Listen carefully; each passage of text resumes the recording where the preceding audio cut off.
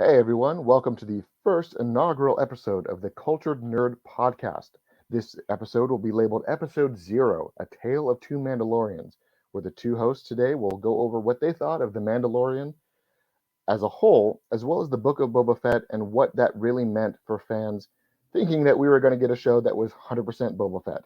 So stay tuned, and here we go.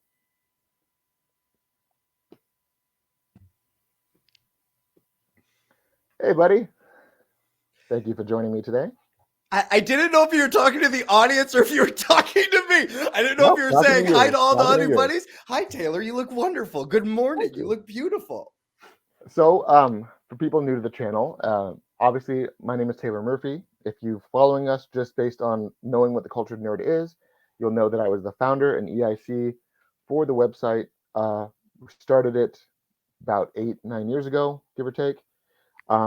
We're now finally venturing into the podcast territory again after doing an initial podcast about 8-9 years ago, and now we're technology has gotten better, things have gotten easier. We're going to bring this thing back. My co-host here on the other side of me, his name is Michael Santel. Hi, everybody. I'm waving like an idiot. I've known Taylor for a very, very long time. Very long time. A very long time. Context-wise, Michael and I are both about 35. You're not quite 35 yet, but close enough. Fuck off, Siri. Michael has been my friend for the last 30 plus years. I first met him when we there was this new neighborhood that was built up in Oceanside, California.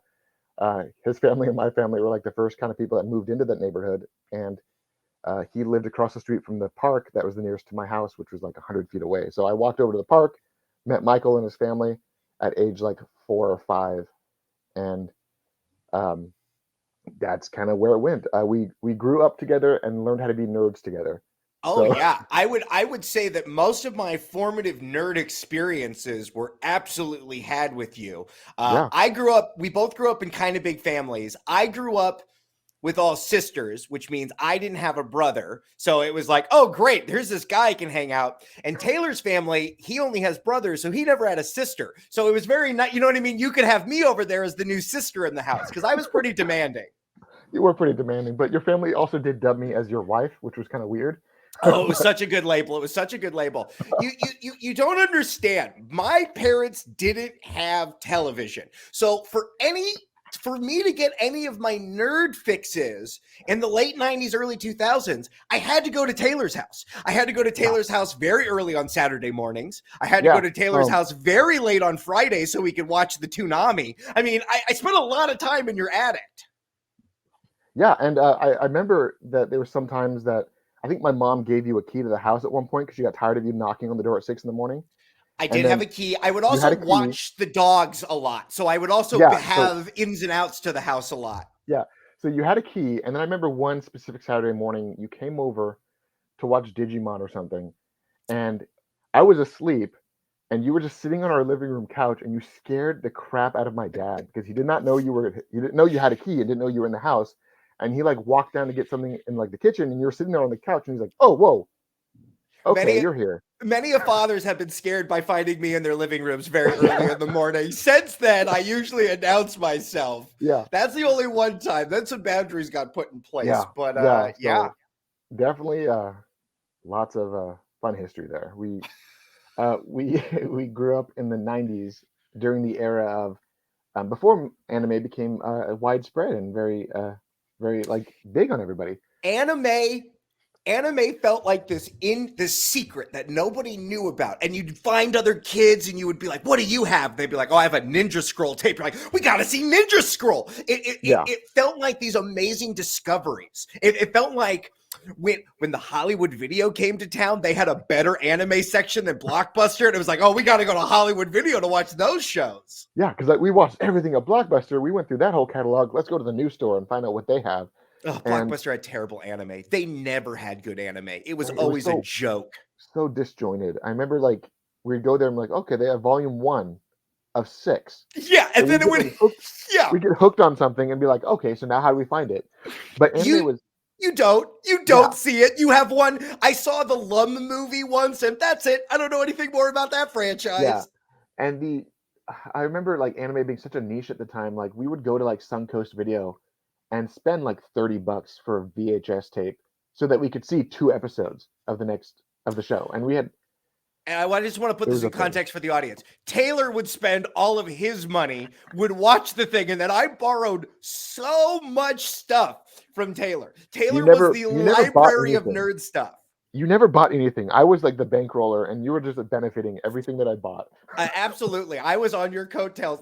Just like today, Taylor, I'm still on your coattails. So Pretty thanks much. for having me on the TCN. But yeah, so yeah, and then we went into gaming pretty hardcore. I remember in middle school when we first started hanging out, you and I each had our PlayStations, and I had Final Fantasy VII, which you loved watching me play, and then you had Mega Man 8 and Iron Man Exo Manowar, and you had those Oh, 2 games were your 2 games, and like we'd go to your house to play those, and then we'd come over to my house to sink in hundreds of hours in the Final Fantasy VII. Taylor And played so much. You played so much JRPGs. People ask me all the time if I played. I have now since played Final Fantasy VII for another thing, but I did not play it then. All of those like early 2000s. I mean, how many hours did you put into Final Fantasy X? 100, 200. I mean, I remember you spent days, months on that game. You spent so much time. And I would just watch him grind all day. Also, this was also part of the beauty of our relationship was Taylor was always playing games on TV. I was big into the GBA. So I was playing Mega Man Battle Network or Pokemon Fire Red. So I was always able to entertain myself while Taylor was doing other things. No, and so speaking of Final Fantasy X, I have my original strategy guide for that game. I had to binder clip it back together because it fell apart.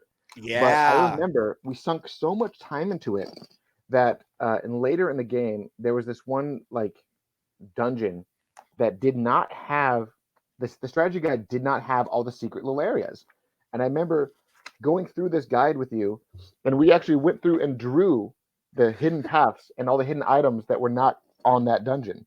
In the guide. I didn't mind. What else were we doing? Again, the internet. I feel like the internet came about later in high school, right? Like our sophomore, junior year. I remember looking up like I remember the first game that I like needed help with that I like looked up online was Onimusha 3, where you're Jean Reno and you're going around with your whip. That was the first time I was like, where do I do this thing? But before that, it was just the Wild West. If you didn't have the guide, you just had to hope someone knew the answer. And it was very much like that. Like I remember and that's how like we had these weird births of rumors. Like in the Pokemon franchise, we had like if you skip Lieutenant Surge and you go to like all the gyms and you get cut, and you don't get cut, you skip cut.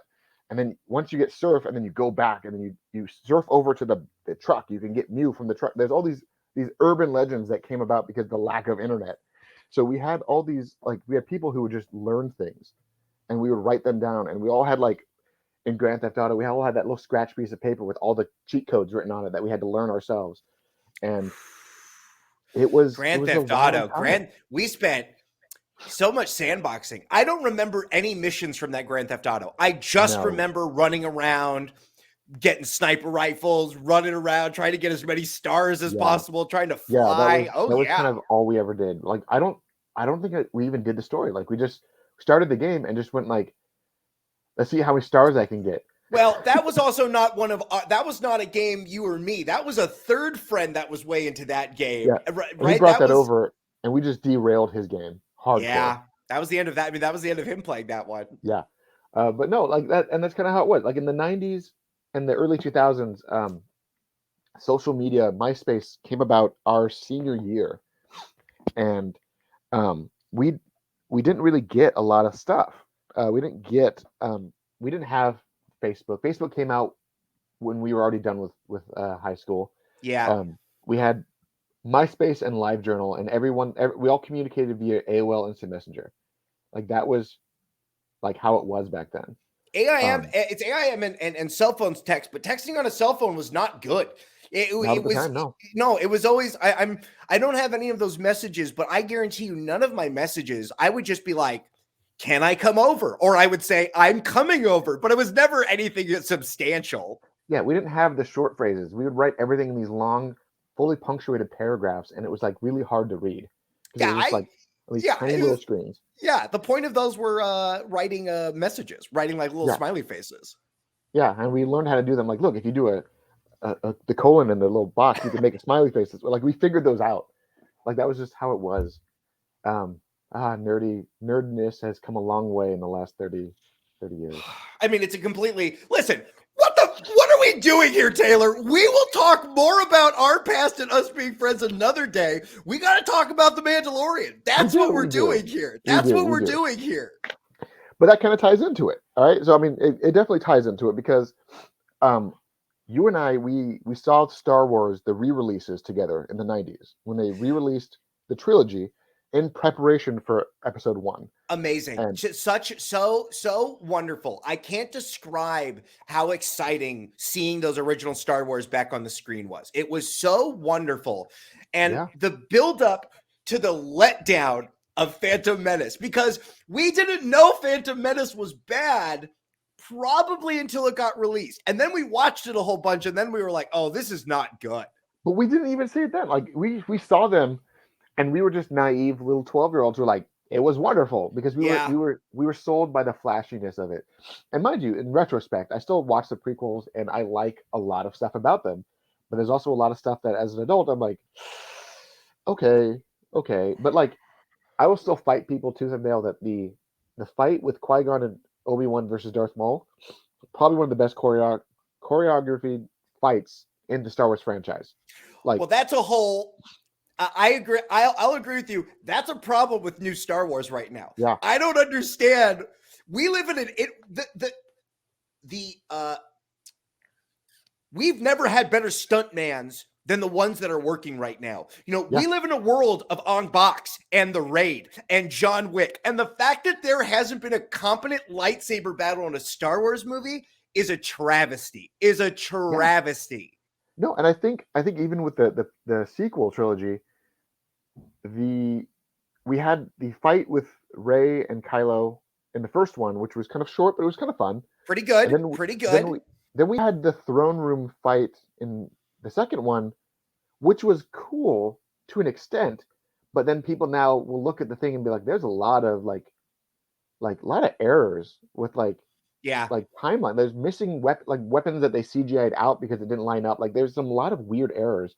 And then the third one, It's garbage. Taylor, the answer is garbage. oh no, they had one lightsaber fight in that one. They have the one where the waves are all crashing Yeah. around and I mean, I guess I don't know. How do you picture lightsabers? Do you picture lightsabers as heavy or do you picture them light like katanas? Because they go back and forth with them. The last Star Wars movie, they're very heavy. He's tired. He can't do it anymore. I don't know. I never thought about lightsabers like that. So George Lucas originally talked about how lightsabers were meant to be very heavy, and that's why in the first one, in A New Hope, they had to use both hands and they swung it like they were swinging like 200-pound like steel crowbar. Like they were very heavy, and then they kind of like loosened that up over time, but they kind of recanonized the idea that lightsabers, effectively the kyber crystal itself, react to the Force user. And the stronger in the Force they are, the more in tune they are with the Force, the lighter the saber can be. The more out of sync they are with the kyber crystal, the heavier it is, which is what we saw in the new Mandalorian. I totally hear you. That is all retcon ridiculousness. That is them trying to justify why nobody told Ewan McGregor for 3 movies why he can do it. Listen, I'm okay with that. And I like the idea. I do feel like the Force element should be part of that. You should be able to do more cool things. I feel like everything you just told me is only true about the Darksaber. Because at no point did Luke's running around force choking those I mean, I guess this is Mandalorian season 2. Force choking robots, pushing robots. That lightsaber didn't weigh nothing. Nothing. And like they said, it's because of how he was in tune with the Force, and the Darksaber being used by non-Force users looked like they were like struggling to use it. But one of the greatest things is that so George Lucas first canonized that. They kind of subtly went into that with Han Solo using the lightsaber to cut open the tauntaun, like he struggled using it. Yeah. But it was kind of this underwritten rule. Like this is kind of like, here it is. Let's not talk about it. And then like he kind of ignored it for the prequels in a sense, but you never saw any non-Jedis use a lightsaber, so it was kind of, that's how it was. But they really brought it front and center with the Star Wars Visions. In that one episode about the blacksmith building the lightsabers for the new Jedis, and the girl like basically saying like the lightsabers are like the color is chosen by your resonance with the crystal, and depending on your level of the force with the crystal, it'll harmonize a certain way, it'll turn a certain color, it'll be a certain length, it'll be heavy, or like they kind of like deep dove right into that, which was really fun to see. And now we have the Mandalorian where they're using the dark saber, and they make a reference to the weight of the lightsaber being affected by the kyber crystal's ability to resonate with the user. And yeah, they didn't say it as they didn't say it as good as that. They talked about it being attuned with the Force. We'll make the promise here. We will go through all the visions because I am excited to wonder, they've been so stingy with these Star Wars IP for so long. The fact that they let some other people add ideas, I think there is a couple episodes of Visions. I wouldn't be surprised if we see full animated shows about. I don't think all of them. 100%. There's 3 for me that need shows. There's what are your 3? Because some of them were, some of them I think weren't good. The very first episode, for example, that's like The ancient Roman one. Yeah, that was a cool one-off. It's very cool, but Star Wars is so influenced by samurai culture that when you then reference it, it just feels like Star Wars. It just feels like, yes, this is what Star Wars is. This is what it should have been the whole time. Yeah. What are your 3? Because the one about where they're making the crystals absolutely feels 100%. like a show. That was a long episode. That one needs to be its own thing. 100%. I'm just going to look up the name. So I wasn't a huge fan of Tatooine Rhapsody. That was like the musical one with that is to sell bobbleheads at Disneyland. All of those figures look like bobbleheads that you'll buy over in Star Wars land. The twins kind of bugged me because that whole lightsaber fight out in space was annoying to me.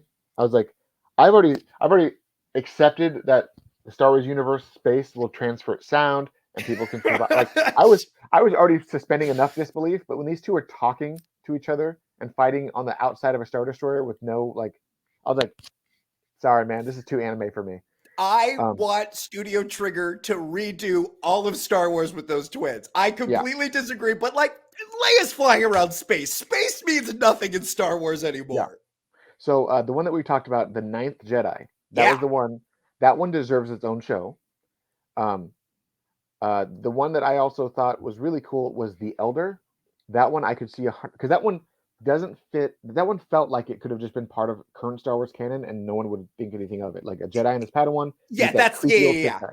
That one, they can continue that one as much as they want. I would love to see more of that. And I would love to see more groups within the Star Wars world that are, see, this is something that comes up in Book of Boba Fett. Other groups use the Force, but they don't call it the Force.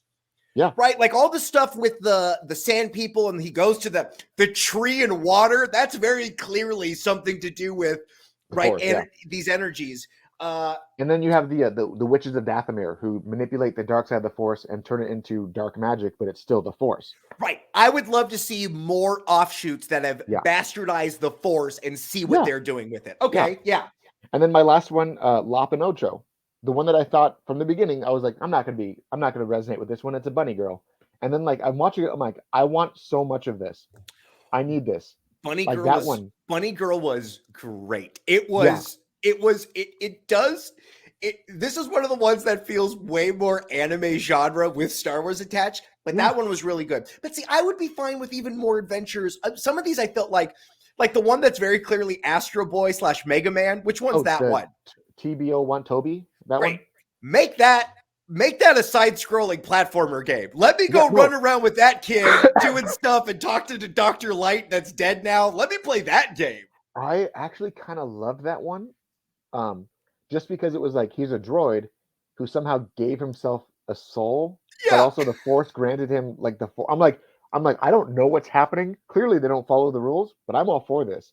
Like, I enjoyed that one a lot. Listen, there's enough magic in these worlds, and they try to make everything. I'm okay with a little of. I'm allowed. I would like a little bit more magic in Star Wars. I would like a little bit. Everything now has to be like, oh no, there's midi. See, Taylor, inside your body when you are born, there's midi-chlorians, and there's these levels, and some people have more levels.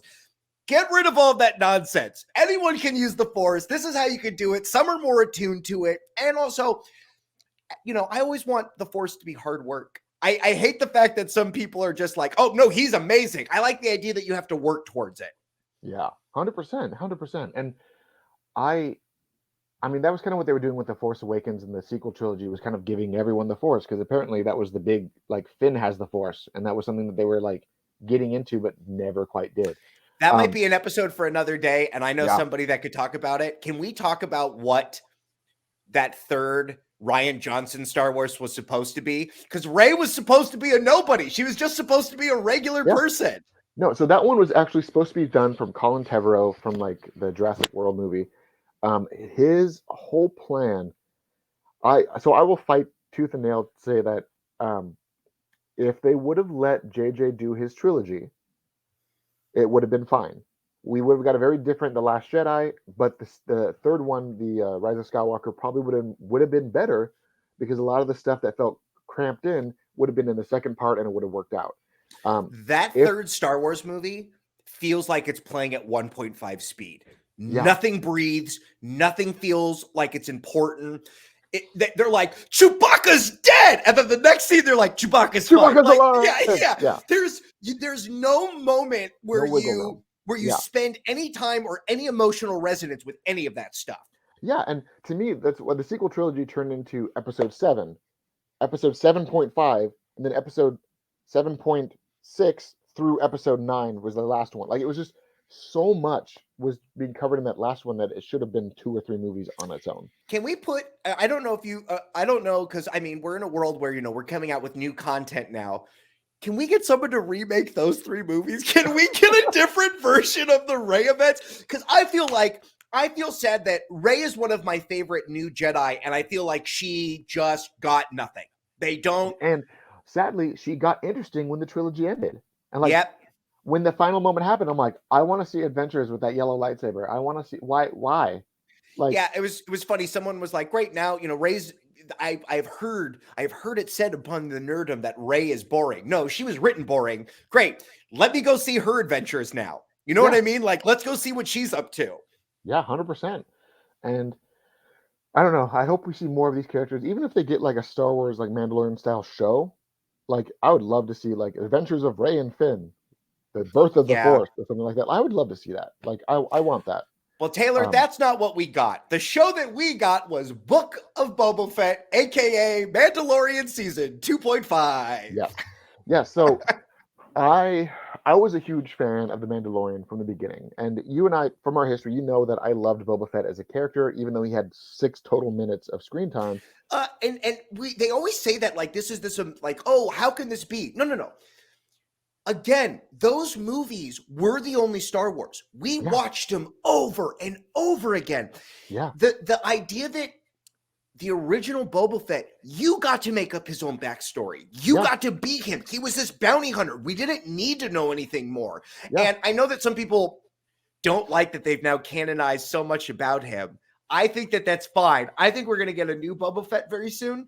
But the fact that we could live in those worlds, he was great. He had everything about him, his aesthetic. It was so fun. That was also part of the magic of those movies, was that there was so much mystery behind all of these things. Yeah, really. And I think one of the other things was that back in the 90s, we had the expanded universe front and center.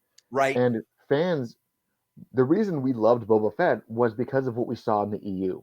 I remember, like, after they did the trilogy re-release, their big push for the first really shared multimedia shared universe was Shadows of the Empire. Yeah, that book is great. If you want to read a banger of a Star Wars book, that book feels like a movie. And that video game, the N64, had so many weird games, and that game was so fun. Yeah, and it was so weird because with the Shadows of the Empire, we had the book that told one story. Right. We had the game that told one story. We had the comics that told another story. And then, like, we had like, and they were all like tied into each other. So like the book followed Luke and Leia, the game followed Dash Rendar, and then the comic followed Boba Fett. And right? I have all the original, the run for that comic. Boba Fett really shined, and that's why a lot of people loved him.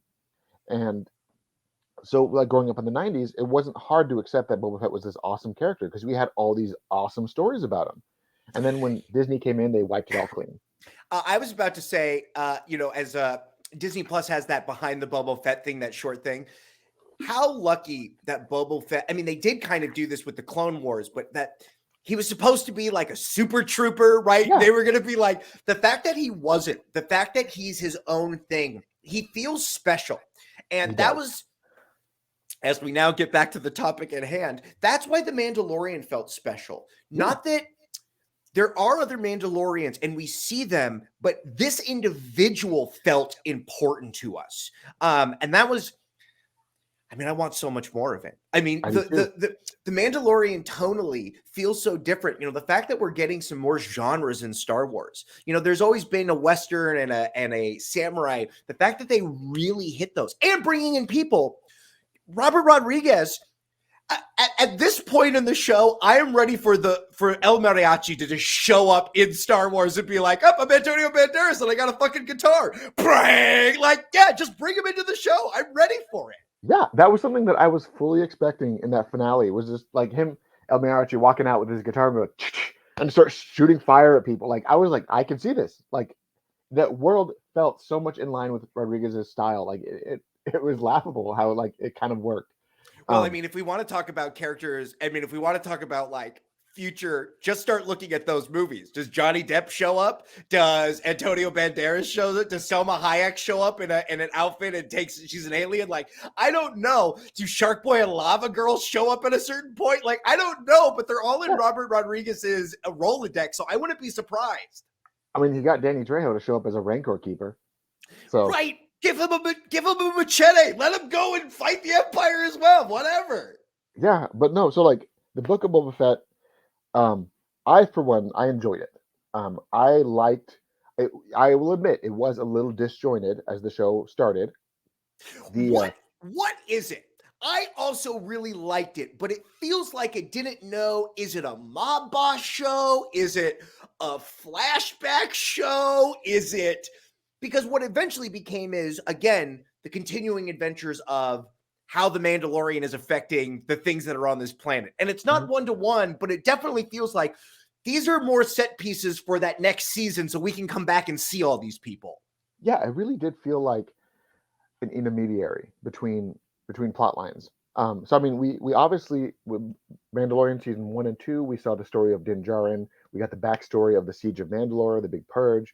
We had all this idea that like we had all this stuff like, okay, we have this planet of awesome soldiers, this like Spartan-like planet, and then they were wiped out because they were too dangerous. And now they're all in hiding, so they only go out one at a time. Cool. And now we have some context to why we all loved Boba Fett. But those are only the zealots. Those are only like the religious fanatics. Then there's other people from Mandalore take off their helmets. Listen, all that shit's nonsense. Please come join we're trying to get our planet back. You know what I mean? It was so interesting because like the first season you're like, okay, so they're rewriting the rules for Mandalore, and then the second season they're like, we're not rewriting them. They're zealots. Right. And like I loved how they did that. And then with the new season with Boba Fett, we were like, okay, so what are they gonna do? And then we saw the explanation to why Boba Fett was different. Because a lot of people saw him as Boba Fett is the only Boba Fett that we had because of the old movies. But when we saw him again in the Mandalorian season 2, he was visibly changed. He was older. He was beat up more. Like we didn't get to see him grow as a character until this one. So I think the biggest issue that a lot of people had with the Book of Boba Fett was that this was not Boba Fett that we grew up with. This was a Boba Fett that was now becoming someone else. He was growing. Right. And all of it, and it's funny. It speaks to the nostalgia that Star Wars has for everybody, that like, I don't want these people to change. They should live in my mind as my toys. No, I like that Boba Fett has changed, and I like that he's going to be a different thing. In fact, I think we're going to see Boba Fett without the armor. I think we don't have to cut to the right end right now, but I don't think Boba Fett is going to be that Mandalorian too much longer. I think he's going to establish himself and be this sort of Brando Corleone sort of running this city. I think that's where he goes. Maybe, yeah. I think that's possible.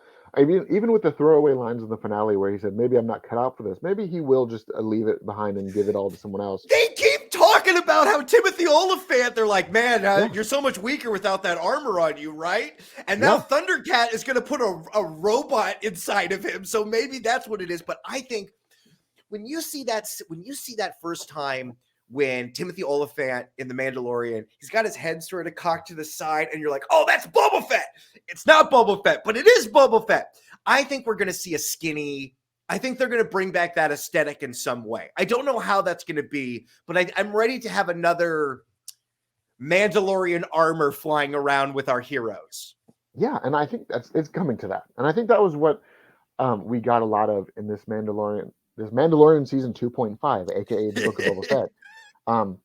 For all the things that people didn't like about it, I think it really pushed the story along a lot faster and a lot further than we were expecting. 100%. You know, at the end of season 2 of Mandalorian, Luke shows up, takes Grogu away. Our hero's a little bit sad about that, but like, you know, we go back to the status quo. I very clearly know what needs to happen now. Yeah.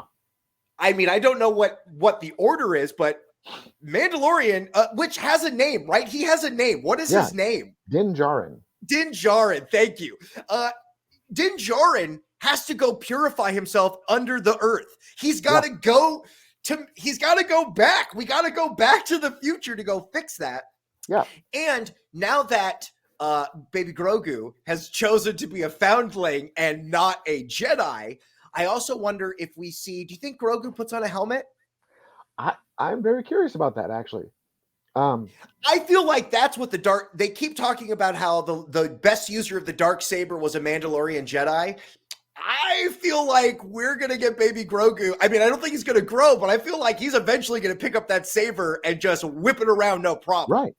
Because even in the last couple episodes, Luke said that he wasn't teaching Grogu anything, but he was just helping him remember what he had already been taught. And right, which means we haven't even had the scene yet where Master Yoda tells Grogu, like, hey, listen, we're very special. There's not a lot of us. I don't even know that much about my own upbringing. You got to make some choices. We haven't even seen any of that stuff yet. Yeah, and I'm willing to bet we're gonna see a lot more of Grogu's backstory. We're gonna see him have like fever dreams, and he's gonna see like Order 66, or he's gonna like they're gonna set some stuff up. I'm 100% banking on that. Do you think we see a scene where Ewan McGregor in the Obi-Wan show shows up in a flashback and there's baby Grogu practicing pushing a ball around? I could see that. I mean, from what we know is that the new Kenobi show is going to be showing a lot of like him and Anakin backstory, as well as it's going to be showing like current stuff. So we're going to see some flashbacks, and I would love to see an Easter egg like that, where we just have some random, like Anakin and Obi-Wan are walking by the younglings, and there's like Grogu in just a mix of the younglings. Like, yeah, I could believe that 100%. What we liked a lot about the show. Yes. And I haven't talked about this with you. What are some of the things that we didn't like? Because I would say there's not necessarily a pacing issue, but the big like, oh, the Pike Syndicate was actually the one that killed. Are all the Sand People dead? No. So they even talked about that. Like his tribe is dead. Okay. But there's thousands of tribes. Okay. So that's why he couldn't rally the Sand Peoples, because none of them connected to the other tribe. Like they're all just little pocket islands, like little like Native American tribes that don't talk to each other, but they're related, sort of. Like that's just how it was. And so I don't know, things that I didn't like. I think we should have got more backstory with the Pikes a little bit to kind of cement themselves. I felt like there was a lot of throwaway stuff in the show. Yeah. Like the inclusion of the Hutts was cool, and then it went away as fast as they came in. Yeah. Why didn't we see a scene? Why didn't we see a scene where the Hutts call the Pikes and are like, hey, did you take care of it, everything? They're like, not yet, but don't worry, our investment's going to be like, they try to put this big overarching conspiracy with all these moving parts, and then it didn't play out. Same thing where like when they betray all of the Boba Fett clan, when when not Chewbacca gets beat up and the mod kids all get turned on. It was like, why did we have that big meeting then? Why didn't we have any inclination that this was going to be the case? Yeah. No, and I honestly, I felt like there was a lot of stuff like that where maybe you can chalk it off to being they were trying to be kind of realistic with it. Like you're not seeing the whole picture until it comes up later on. Maybe they're just planting seeds, and that's fine. Um, but it felt like there was just a lot of seeds planted that went nowhere in this season. So hopefully they revisit them and just don't forget about them. Otherwise, I'm going to be kind of annoyed. Right. And the question is then, do we get in the next Mandalorian season, do we get Boba Fett 1.5 where we go back and see some of these things? Or will we get to see these things in another Boba Fett show? My fear is that when they do Boba Fett again, it's not going to be any of this stuff. It's going to be a new genre because we're going to go back to that palace. And that was something else. I'm sad that we never got to see the Boba Fett operation going again. We never got to see the band and the women and all, his palace is a happening place and they come in there and someone's like, hey, I need to do a job. I feel like we've been all over that Boba Fett palace and I still have no idea what it looks like. I still don't know where the rooms are. I don't know where everything is. We had that one shot where the drone went and scanned everything, but there's still so much there. I would like to see more secrets of the palace. I would like that too. I mean, we got with the Boba Fett, like we got a lot of like little pieces, and I feel like it's gonna start up. If we're gonna get a season 2, we're gonna get kind of just them thrown into like now it's up and running. We're gonna have the band. I'm really hoping that like Max Rebo survived because that blue little keyboard player. He has survived multiple catastrophes. Yeah. He wasn't even there, Taylor. He wasn't even there. He was at home. He wasn't even in that bar. They never showed him. Yeah, like I feel like I would love it, and maybe it's probably gonna become an online meme if he survived. where's Max Rebo? No, there'd be like because I even put like Max Rebo is the Shelly Miscavige of this universe. Where's Rebo? What is he doing? Yeah, like I even did a meme on the TCN Instagram account about it, like of the couple like sitting there like I wonder what he's thinking about. He's thinking about other girls, isn't he? And he's like, the guy's like, I really hope Max Rebo survived. I wonder if we'll have to see, was Max Rebo survived Luke Skywalker and the right? Is there a scene? Right, is there a scene where Max Rebo's pulling himself out of the dirt? We just see his one hand come out, and then he's got to like make his way through the desert. No, and I feel like I like I said, it's going to be a meme. Well, like if he shows up in the first episode, they don't explain it. There's going to be someone who's going to be like, there's going to be a meme where Max is like sitting at his keyboard and his phone rings. There's like a pike like, don't go to work tomorrow. Something like that. We're like, okay, cool. Like he just avoids catastrophe because everyone universally loves him because he's blue and fluffy and he plays a wicked keyboard. He's great. Listen, he's the Billy Preston of the universe, and I love him. But I would what would Max Rebo do? Because I think he's been reincarnated. I think he's a spiritual being that we should know more about. Yeah, like he's Kenny from South Park. He dies and gets reborn into himself again and goes right back into his old job. Do you feel, I've seen a criticism online, and I don't know if this is a criticism you believe. Are we spending too much time on Tatooine? Are you ready for other Star Wars planets? I feel like we are. I think that is a valid criticism because a lot of Mandalorian seasons 1 and 2 were spent on Tatooine. Star Wars keeps revisiting Tatooine. Book of Boba Fett was like entirely Tatooine. Obi-Wan is going to be entirely Tatooine. Not entirely, but like the first episode and like the last episode are going to be Tatooine. Yeah. But I think they need to really hammer down why it's important for us to understand it's important. Like they kind of went into it in this season that Tatooine was a lush, green, beautiful planet that was ravaged by the spice trade. If that's their end game, if their end game is to bring the green back to Tatooine, then they need to explicitly say that.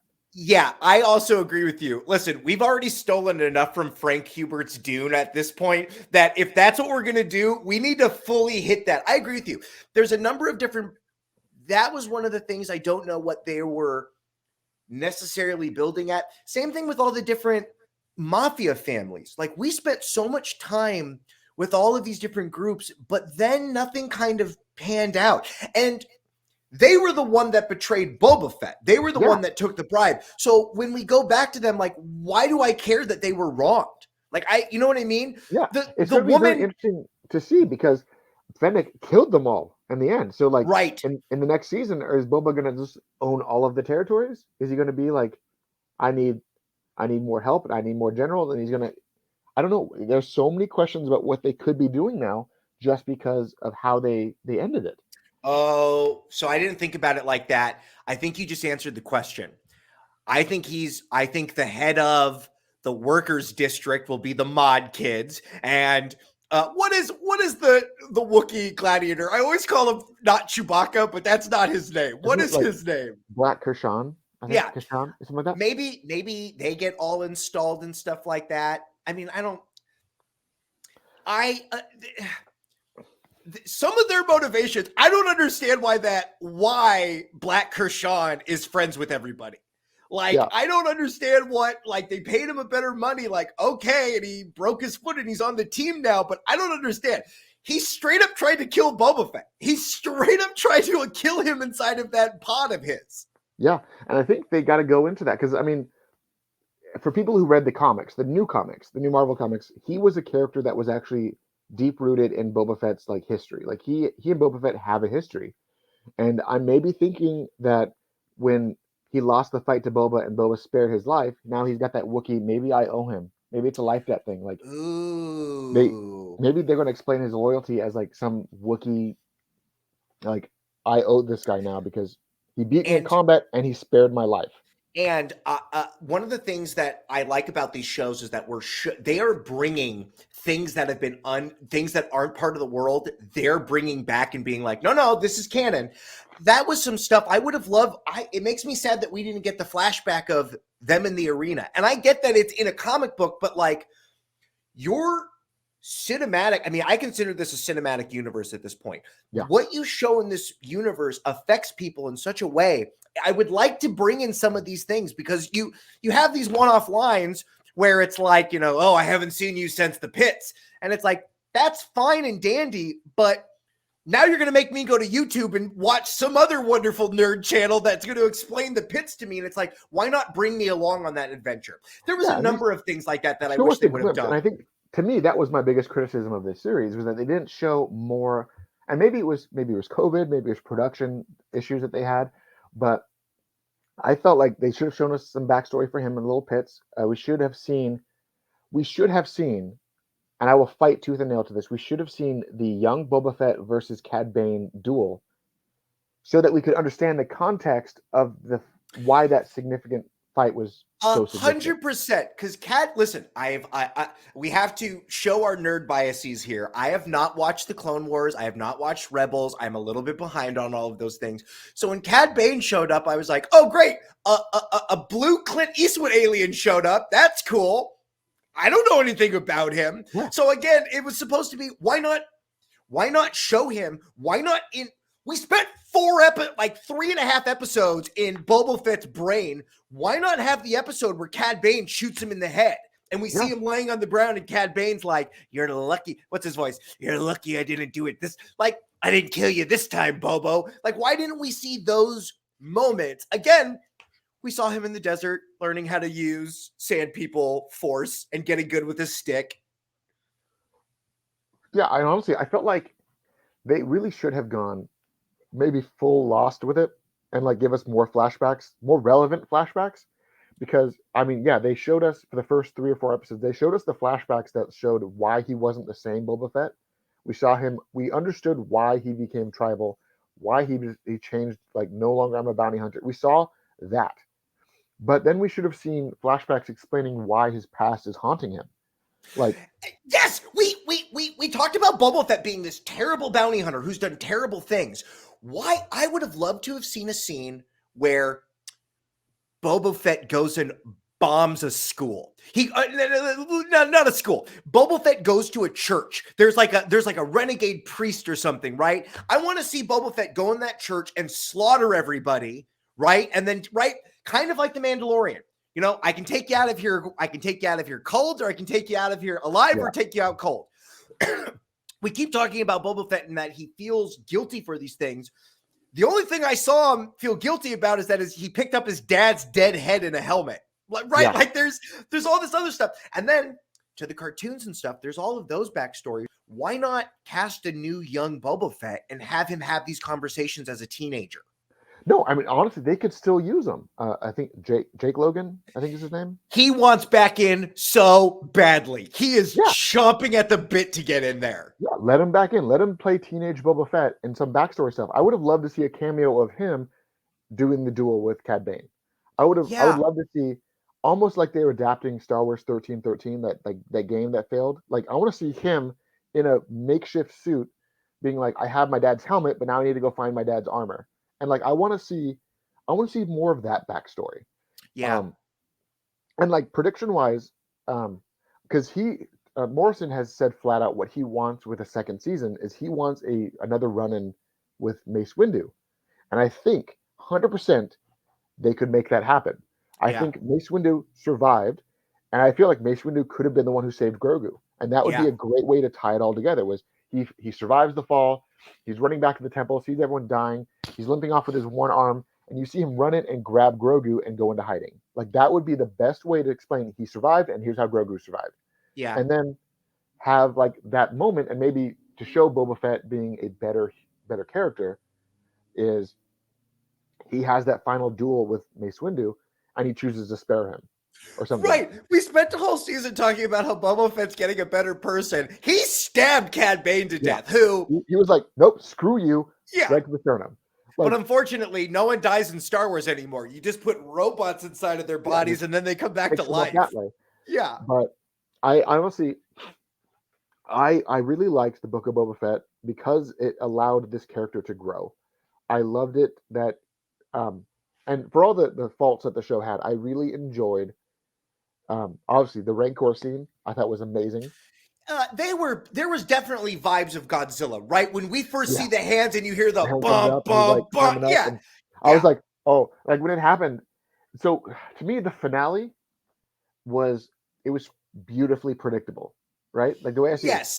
Everything that happened was something that we knew was coming, but it wasn't like, oh, it's going to happen this way. Boo. Like no one was upset that they were happening that way. We were like, is it going to happen this way? Yes. It was like the ultimate fan service delivery of like what we wanted to have happen. It happened that way. Agreed. There was some wonderful fan service moments. Watching the Mandalorian and Boba Fett go back to back and take on all those dudes, right? Right. They go outside. Great. Why didn't we see that sooner? Yeah. Fabulous. And then, like them flying around. I just like imagine Robert Rodriguez is like sitting there and like just has like, here's my Boba Fett, here's my Mandalorian. Yeah. And he's just like that's what I imagined was the him describing to the VFX team. He's like, I want them to fly up. Like, I don't know. For those of you who are only listening audio right now, Taylor has two Transformers in his hands, and he is showing what he would like the Mandalorian to do with the figures. I have them come up into screen, and I have them fly one way and shoot, and then zip zap, and like I would love, because we knew that he did that. Like we knew that that's how he pitched his Boba Fett scene for Mandalorian season 2, was that he literally was in his backyard with his kid, dressed his kid up in like tinfoil and cardboard, and said, "You're a stormtrooper," and then like had like action figures stand in an explosion. Like he prevised that whole fight with figures. This season of Boba Fett does a lot of things where we bring back ideas from a lot of the prequel trilogies. I love the fact that big Shield-a-Car droids have showed up again. Yeah, and so like in the Star Wars EU, those things were supposed to be like planet killers. Yeah, and I remember watching it. I'm like, wow, these things are a lot weaker than they were described in the comics. And then I'm like, but also this is like, they were probably bought on the black market by people who don't know how to maintain them, and it's also been 30 plus years. Okay, I can buy it. Like, I don't know, for all the gripes and complaints that people had, like, oh, why didn't the gang like help out more when the Rancor was attacking? I'm like, I don't know about you, but if I was like in a big gunfight and a Rancor shows up, I would just be like, shit. And I would like drop my gun and just watch it happen. The Rancor kills a guy who's hiding behind a pillar, and he just rips the pillar apart and kills the guy. Yeah, like I don't know. I watch it and I'm just like, I see why people are complaining, but I can justify all the complaints by like, this is what a normal human would do if they saw that happen. Like, right. Okay. Like I would be like, okay, yeah, so that just happened. So am I going to shoot something, or should I just wait it out? Like, right. And also, they all have tiny little blaster pistols. They even make fun of the little blaster pistols Yeah, at when one she's like, point. Like, "I'm gonna these do can't this," do and he's like, nothing. "With that, here's a rifle. Yeah, yeah, Get a better gun." yeah. Like, we're farmers and we have better guns than you. Like, they were just like, I don't know. Like, I liked it for what it was. I really hope that we get a second season because I want to see the evolution. Because I know that in the Mandalorian season 3, we're gonna get like actual, we're gonna get more like backstory for Grogu. We're gonna get some more like backstory for the Mandalore, like the planet. Like we're gonna see. We're building up to retaking of Mandalorian, Hmm? correct? That is the religious zealots and the princess. They're all going to get together and go. Listen, we all wear the same. We all wear the same T helmets. We should all be on the same team. Yeah. So either there's going to be a Mandalorian civil war, or Din Djarin is going to unite the factions and just bring them all back and say, I don't care if you're one of the religious zealots, or I don't care if you're one of the old blood. We are one people. Let's take back our planet. And like, See, that's what I feel like this is all building towards. This is building towards that retaking because all of the characters that we have talked about have all of their stories tie into all of the other Mandalorian stories that happen in all of the animated shows. yeah. And I feel like that's where it's going to go. I mean, we have the other spin-offs. I mean, we have Ahsoka coming out, and we know that like Ahsoka is going to have some tie-ins because Sabine Wren from Rebels, another Mandalorian character, who was the previous wielder of the dark saber before she gifted it to Bo-Katan. She's a main character in the show, so we're going to see some more Mandalorian stuff in Ahsoka. And was it Obi-Wan Kenobi smitten with the old head of Mandalore? Wasn't he Yeah, in love with her? Right? So, like, yeah. that's going to show up at some point. Yeah, Obi-Wan totally didn't have a love child with the Queen of Mandalore. Um, Right. like I was watching that show the other day with my son, and I'm like, wow, they made that kid really look like the Obi-Wan. I'm like Yeah. watching, I'm like, did Obi-Wan make a baby? Are we just like, is there like some force-sensitive Mandalorian that's somewhere on the planet? Like, because I feel like that. I don't think so. I mean, I don't know. I don't feel like Obi-Wan broke his vows. I feel like he's the good Jedi, but No, who no. knows? But I also feel like Obi-Wan could have been the person who didn't break his vows, but he followed them to the point where he's like, I can do this as long as I don't commit. Like, Well, and also, it's kind of funny like that what we Anakin was doing, but not as emotional as Anakin was. Like he allowed himself to feel, but then he able to put himself back into the proper Jedi mindset because that's how well, Obi-Wan was. and I also feel like we live in a world now where, based on the last movies, Luke said, "Hey, the Jedi messed up. They got way into themselves. They forgot it. They weren't. They let hubris become their enemy. So I wonder if we'll get to a point where you're not supposed to have those worldly possessions, right? You're not supposed to do that thing, but like, who are these Jedi that are holding on to it? There's 5 Jedi in the universe, and they're still holding on to this doctrine that doesn't exist anymore. Maybe that's what all of these stories combine into of like, oh, the old ways aren't good enough. We need to be something better.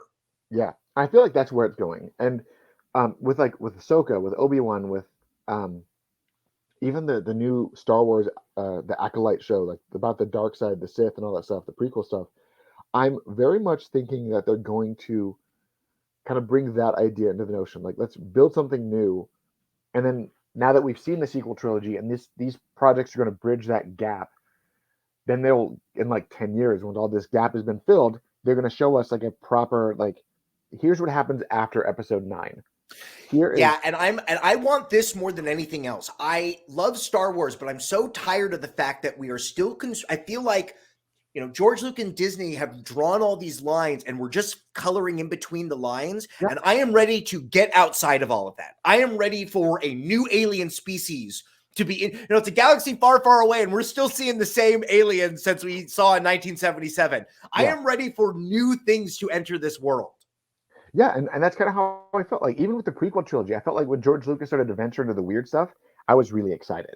Yeah. Like, I remember when we saw episode 3 in theaters for the first time, when Obi-Wan flies that planet with the one that was being inhabited by General Grievous, those weird aliens with like the ruffles and like the white faces. I was like, I remember leaning over to him like, these look like Star Trek aliens. This doesn't fit in Star Wars. And I was like, I like this a lot. Yeah. And I want more of that fresh, like, this is different. Okay. Right. And we kind of got some of that with some of these newer characters being added in, where like, okay, these are species that we know, but like Cad Bane, for instance, that species has been around for a while, and I love his inclusion in the cartoons. And bringing him into live action was just amazing, and I want more of that. Right. Now bring me some other Cad Banes. I don't even know what alien he is, but what other blue-gray alien he is. Great. There's got to be more of them. There's got to Yeah, be a bar somewhere where they all sit around. because honestly, that's actually where those aliens first showed up in the cantina scene in A New Hope. There was two of them hanging out in the bar. Great. Who are those guys? What are they up to? What are their names? I'm sure they have Yeah, toys somewhere that I'm sure they have names. 100% probably do. I don't know them, but they're there. They're out there somewhere. But Uh, what what do they do with the next Boba Fett season? Like, obviously, he's going to fix more things on. There'll be more problems that pop up on Tatooine, but eventually, he's going to have to be brought into the fight on Mandalore. Is that where the army comes from? It's just these Tatooinean rebels that come and fight with Mandalore and figure out how to get the planet back? well, so I feel like it's probably going to lead to something sort of like that. I feel like what's going to end up happening is Boba is going to end up leaving and basically saying like kind of like his last line of the show. Maybe this isn't for me. Like maybe it isn't. Maybe he's going to give Tatooine to Fennec, and he's going to join Din and like basically prove that he is a Mandalorian. Because that was the big argument in season 2 was that Yeah, that he's just a clone. Yeah, that he's not. And he's not. And he's like, but my father was a foundling. He was brought in by a real Mandalorian. He was branded a Mandalorian, and my father made me a Mandalorian. Like, he needs to still prove his worth to be able to be a Mandalorian. He wears the armor, he has the training, but I feel like I could see, I honestly, controversial opinion, I could see Boba Fett dying, helping Din take Mandalore back, and being immortalized as a true Mandalorian in his death. Yeah, I'm going to let everybody know they're going to kill off old man Boba Fett so that we can have. I mean, I wonder if we even call the new character Boba Fett. Whatever that armor is the thing that we are nostalgic for, that is going to go to somebody else. And I don't know who that person is yet. I could see them do something like that where he passes it on to someone else, or maybe Boba has a kid somewhere, and it's like the House of Fett kind of a thing where like here's the new Fett, he's got his father's armor, it's going to be blue and red now or something. Like he's going to change it a little bit, but it's going to maintain that like integrity. But I mean, because Django's was silver and blue, Boba's is red and green. There's going to be some new color scheme that goes. Well, it's got to be red, white, and blue. We got Freedom Town. America is bringing justice to space. Seriously, Cobb Vanth is going to take it. He's like, helmet's white, red visor, Yeah. blue chest plate. Yeah, Stars. it's like, oh yeah, listen, you already talked about Civil War. Let's just get Captain America in there and make this thing hit home. Yeah, exactly. Like, but no, I honestly feel like that's what's probably going to end up happening is that they're going to the end game story is going to be them taking back Mandalore. Boba's probably going to die, be canonized a real Mandalorian in his death, and he's going to pass the torch to someone else. Yeah, and I feel like we are in the midst of seeing those torch being passes. I feel like they're trying to justify these emotional beats so that when we do lose these characters, we don't feel like you just killed everybody off and for the new season of toys. But I would like to explore some of those things. And, funny, all of these conversations about Mandalore, I would like to see more. I'd like to go to that world. I'd like to see what things were like beforehand. Yeah. And I would have liked live to action, not in animation, because we saw a bunch of it in the Clone Wars. But I want to see live action. Yeah, agreed. And I think they need to do it. And they've been able to do so much in camera on those new green screens. Great. We got to see more of that stuff. And listen, Disney, I know why we're on Tatooine. You built these sets. You're going to get as much life out of these sets as possible. Totally fine. Let's start building some other space sets. Okay, boys? Let's start doing something else. Let's start getting it going because I'm ready for some new places. Yeah, and I think I 100% agree. I think as they keep going, I mean, we saw a lot more of that in The Mandalorian season 2. We saw that when they started with season 1, it was a couple little areas. We got one green planet, then went back to the desert stuff. Mandalorian season 2 was like, okay, here's a volcano planet, here's a green area, here's this. Like they did explore it a little bit more. I see them 100% adding more to the mix as they keep going.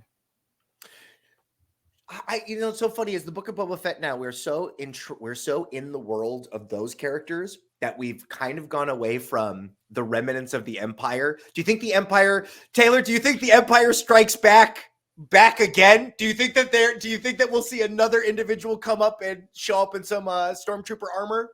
I would like to see. I would honestly like to see the dawn of the First Order. I would like to see the remnants stop being the remnants and start becoming the First Order. I want to see that as a plot line that starts later on. Maybe in Ahsoka. Maybe we'll get some of that starting, because we know that in Ahsoka we have Ahsoka and forgot her name. That's okay. That's okay. That the other The one. Mandalorian girl. Yeah. We know that they're searching for Ezra Bridger, the Jedi who shot himself into deep space with Grand Admiral Thrawn. So I feel like when they find Ezra and they find Thrawn is going to come back and be inaugural to creating the First Order. And I see that being a major plot line. I feel like we haven't had enough of the. We brought up passing the torch. When do you think we get the new Padawan? Because we thought it was going to be Grogu, and Grogu is not going to be. We're not going to follow that person, and it also can't be Ben Kenobi. It can't be Kylo Ren, because you think we're going to get a young Kylo? In canon, Luke's first student was Ben. So I feel like if we see Luke again, we'll see Luke with a little 10-year-old kid with black hair. See, but I think we need to have the next. I need to know, because Rey is gone. I want to know who the next person that's going to hold Luke's Excalibur lightsaber again, and who is that person that we get to follow into all those adventures. I don't think they know yet, but I'm excited for that person to be introduced. Yeah, I'm very curious. Rey buried Luke's and Leia's sabers in the middle of the desert, but it doesn't mean like those lightsabers are fine. They're sitting in the ground. Yeah. Someone's gonna go dig them up. Find them.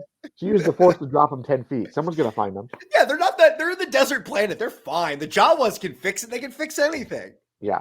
So I mean, I'm very curious to see where they go next. I want more, and bottom line for me, I thought the Book of Boba Fett was a fantastic series.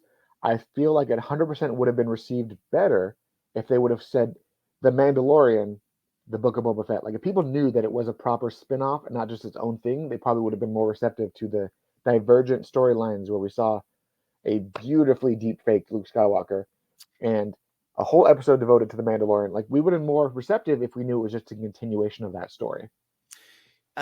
I agreed. I feel like they tried to label this as a thing, and it's like, right, you called it the Book of Boba Fett. Great, just put it all under the Mandalorian. Right, there's lots of books. Here's the Book of Ahsoka. Here's the Book of, right, like all of those different things. Our biases shows the things that I like about it is that they're making choices in Star Wars again. And so much of those prequel movies, it doesn't feel, or let me rephrase that. So much of the Rey trilogy doesn't feel like they're making choices. They're playing it very safe. They're giving us many whiffs of nostalgia. Like, oh, it's just like this thing. It's just like this thing. Book of Boba Fett is doing new things, and I would like them to do more new things. We live in a time with so many creative people that are not being given a chance in Hollywood. I would love to bring in some new blood into these places and see what we can do with these characters. And that makes me hopeful for more. And to your point, I don't think we see the Book of Boba Fett season 2. I think we see the Book of Revolutions featuring Boba Fett, or we'll see something else where they're going to Book of Boba Fett season 2 is the Mandalorian Wars or the fall of Boba Fett. You know what I mean? It's going to be something like that. Yeah. Or something like that. Like it's going to bring, like they're going to culminate it, kind of like the Netflix Marvel shows. Like we had the Defenders was the culmination of those shows. Like we're going to get something like that. We're going to get a Defenders style crossover with everything. Oh, 100%. And we already are starting to see those things. So are the other ones going to be Obi-Wan? Do you think, I mean, Obi-Wan has to die. I mean, how much can we tell with Obi-Wan? We have a very small window of time to do stuff with Obi-Wan. We're going to see Obi-Wan fight some Inquisitors. We're going to see Obi-Wan and Vader fight. And it's going to be, like they said, it's a limited series because it's meant to bridge the trilogies. It's a limited series because they cannot afford Ewan McGregor for a TV show past whatever the amount of money that they've booked this for. Yeah, they're like, we offered him a movie, we're contracted him for a movie, we're giving him a longer movie, and then we're gonna basically say, there you go. Good night. That was expensive. Cool. You've all been hammering for it. Here it is. Thank you. Ewan McGregor can go to sleep now. Yeah. But so I mean, closing thoughts. Anything else you want to say about the Book of Boba Fett? I love this Western sci-fi. They're playing with all these genres. Great. One of the things that made Into the Spider-Verse so fun is when we got all these different genre Spider-Mans. I think Star Wars as a template can take all of these different things on. And I would love to see them play with more of these characters and backstories and tone. We have so many characters we haven't even begun to scratch the surface of. What is the name of Boba Fett's right-hand lady? Fennec? Great. I would like a full season of Fennec. She seems pretty fucking badass. I would love to spend more time with her. I agree. And so, I mean, my closing thoughts, I loved the Book of Boba Fett. At the end of the day, Star Wars is science fiction, sure, but it's a fantasy show. It's a show that has always been more about the culmination of different ideas and different vibes and all that. And that's what we got. We got the mods, which was like super sci-fi. We got the whole Vision Quest with the tree, which is very force-filled fantasy. And we got Boba Fett growing as a character. And it's so funny that you said it's fantasy. Think of all the Game of Thrones stuff that we had in this season of mob bosses having conversations behind closed doors. Yeah. And, I mean, the Pike was basically not Littlefinger, but I mean, there is definitely those vibes of. I was so sad that we blew up. What's her name at the bar? The pretty lady who ran the bar? Oh, the lady from Flashdance. Yes. Yeah. We spent so much time with her. I was like, oh, okay, finally we're going to get a scene with her. Nope, they did nothing with her. It was like, why not utilize these people more? Yeah. But no, like I said, if we get more with Boba Fett, I want to see more backstory of him being a young bounty hunter and showing why he needs to change his ways. I'm 100% believing that he's going to he's going to leave the mob boss business and join Din in his quest to retake Mandalore. Ooh, does he leave the trade to her? Does she become the new Lady Deathstrike of the planet? Is she the one that I could see that 100%? I see her taking over. It could just be justified. It could be the guy from Deadwood. You know what I mean? Hey, bro, I need you to keep. Guess what? Tatooine is now Freedom Planet, Taylor. It's a freedom planet. Tatooine has been redubbed Freetown. Listen, it's a free town. See, we need people to defend the planet, so we're going to call them Planeteers. And we'll have a number of Planeteers with special abilities that have to rally their forces together to protect the ecosystem. Tatooine. Yep. Yeah. But no, thank you again for this. I hope everyone enjoyed our show. We're going to have more episodes. We can talk about a variety of different topics. Please let us know. Reach out to us. What would you like to see us talk about here on The Cultured Nerd? We have ideas, but we'd love to know what you would like to hear more out of us from. Yeah, and we've got plenty of time before our first official episode. Episode 0 is our little gift to all y'all, so you'll know what's coming. Do we get to have you have Gundams behind you? Do we get to have an episode 000? Do we get to do another one of these before the actual launch? I mean, we can just do random episodes of like, hey, let's talk about nerd stuff that we love before we get structured. I was gonna say, what if every episode's like episode 01? What if we never get to the structure? What if we're always just double O's? 00.1. Yeah. No, we'll figure something out. But again, thank you all for joining us today. You can hit us up on Instagram and Twitter at The Cultured Nerd. You can always go to our website for www.theculturednerd.org to check out all of our updated news. Again, my name is Taylor Murphy and my co-host Michael Santel. We thank you for joining us, and we will see you next time. We'll see you all next time. Stay classy, Internet.